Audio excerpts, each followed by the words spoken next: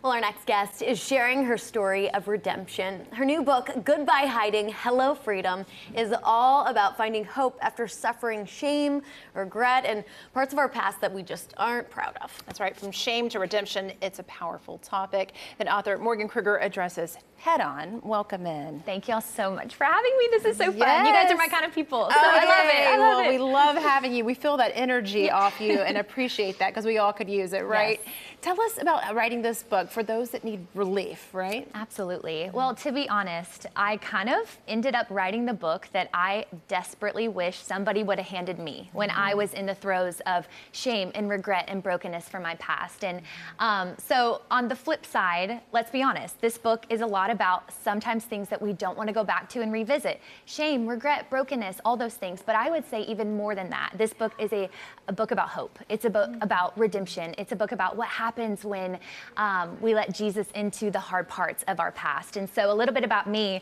when I was a teenager, I lost my dad suddenly to cancer. And so we've all gone through trials, right? And so that was my story. And because of that, I started looking for just satisfaction in all of the wrong places. And so over time, after years, this kind of caused a pretty big buildup of shame.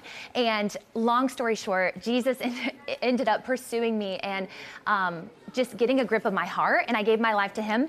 But it wasn't until 2019, after years of walking with Jesus, after being and still being in a happily beautiful marriage, and also I was working in women's ministry, and I found myself proclaiming freedom to everyone else, but I wasn't living it for myself. And so I just pray through this book that girls can know that their story is not done, just like mine. Wow, wow, that's great. It's hard to believe that you ever lived with shame, because look at how smiley and light. Well, and I hope that that's a message too, you know, don't judge a book by its cover. At the same time, I think, I pray that my story through this book can be a reminder that everyone has something. Everyone has something, whether it's their past or their present, that they are walking through. And this book, I like to say this book is kind of like a companion. If you and I were sitting at coffee, right? I hope that's what this book feels like. Just space and freedom to kind of revisit some of the hard parts of their past and let Jesus have the final say. So.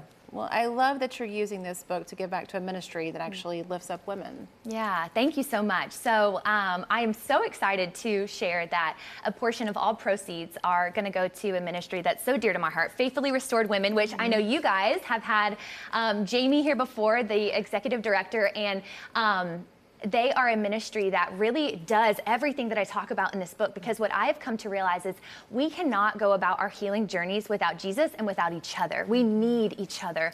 And so Faithfully Restored does just that. They walk alongside women in some of their hardest seasons of life and offer hope, redemption, and the reminder that they're not alone. Yes. Great. This group is so beautiful. We're looking at these care packages that you send out. Let's say it's the anniversary of a death date. They'll send it to you a month before. So, hey, we're thinking about you. Or let's say you need just a little prayer, a reminder that someone is thinking of you. Yes. Let's say someone is living in that shameful kind of space and they need a reminder, a hug, if you will. How can they reach out to Faithfully Restored? Yeah, so easiest way would be to go to faithfullyrestoredwomen.com, and there's honestly so many ways to get involved. So if you yourself are walking through something difficult, or maybe you're on the other side of that trial and you want to give back, there are also ways to volunteer, ways to give, and then also there are ways to just be cared for in the midst of your trial. So I love what they do. I'm so grateful. I'm on the team, so I'm so grateful to be able to give back in this way. I love that. Definitely a way to feel better about yourself, but I'm looking for your personal advice on those days that maybe aren't going so great, which you may advise to someone. Yeah, well, I think the biggest thing that I have found is the reality of the word of God is that it's living and active. So even when we don't feel it, I think it's an act of faith in our hardest moments to say, okay, let me go back to the basics. Let me open the word of God and let him love on me through that. And then let me call a friend. So those are kind of the two practical things that I do, because we need God and we need people. And so that would be my encouragement to anyone out there. Call a friend and open the word of God. You know, I just had dinner with a friend of mine, and we were saying, you know, we love when we're up here, when we're living in the joy, but how do you find joy in the meh times? Yeah, I think it's faith to remember that regardless of our emotion in the moment, God's not done. God is not done writing our story. God is not done taking us back to the hard parts of our past and redeeming them. And that is something I found through writing this book. And even in 2019, when I started to go on the journey, is that sometimes shame wants to take us back to our past to just relive it. But Jesus actually wants to take us back to redeem it. And so I think knowing that God is bigger than your present moment, and so is your story.